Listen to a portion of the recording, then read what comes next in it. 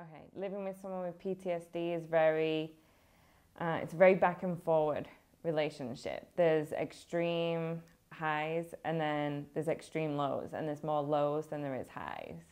And it's a relationship where you're living with somebody that you don't really know, and they have two separate personalities. There's the PTSD person, and then there's the person that you want to know. PTSD is a demon because that person that you know then turns into literally a demon, and you can fear for your life, and I have done before, and it's very extreme. It's not just going from a 0 of happy to a 2 or 3 of being angry. It's going from a 0 to like 1,000, and it happens in a split second, and you can just see the demon. You can see the rage in their eyes when the demons come, which is what I call it. I don't call it PTSD. It's a demon. It's not nice. I've experienced a few incidents with Randy that have extremely scared me. The most recent one, which brought us to San Diego, we got into a very minor argument, and he goes from such extremes that he just completely exploded and pinned me down on the couch. And the first thing I did was grab my phone and called the police, and they came and they arrested him and took him away. And then he came back home, and they said, "Oh, you feel okay with him being home?" And because he was there, I said, "Yeah, I feel fine." And then once he'd left to go and get belongings and stuff like that, I then called up his sergeant and said, "No, I think he needs some extra help." So he went and stayed away for a few days, and then they put him into treatment. And he got out. He was in treatment for 3 months, and he got out the day before our daughter's first birthday. And then he was home, and then we moved to San Diego.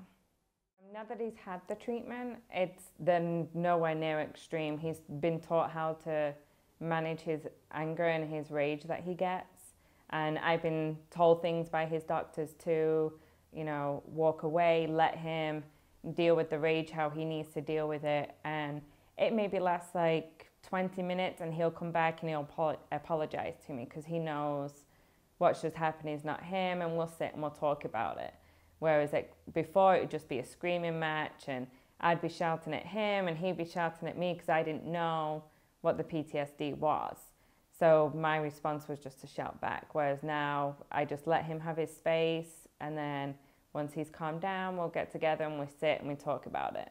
And if he can't talk about it, we'll write, and then I can read what he's wrote, and then he knows that I understand that, it's not something that's okay, and it's a lot easier now. He knows how to deal with it. Even without medicine, he knows how to deal with it. My advice to anybody that's with anybody with PTSD would be not to try and force them to talk, because that is the number one thing you don't want to do. You've got to wait till they're ready to talk to you. And if there is an explosion of rage or anything like that, just leave them be. Don't argue back. That's probably the number one rule I was told by the doctors, was let him be. Don't try and fight back with him. Don't make him stay. Just let him go. And you've got to be very understanding. Do a lot of research on the disease and what effects it has on a relationship. It's the number one thing in the military that is the highest thing for divorce, is PTSD.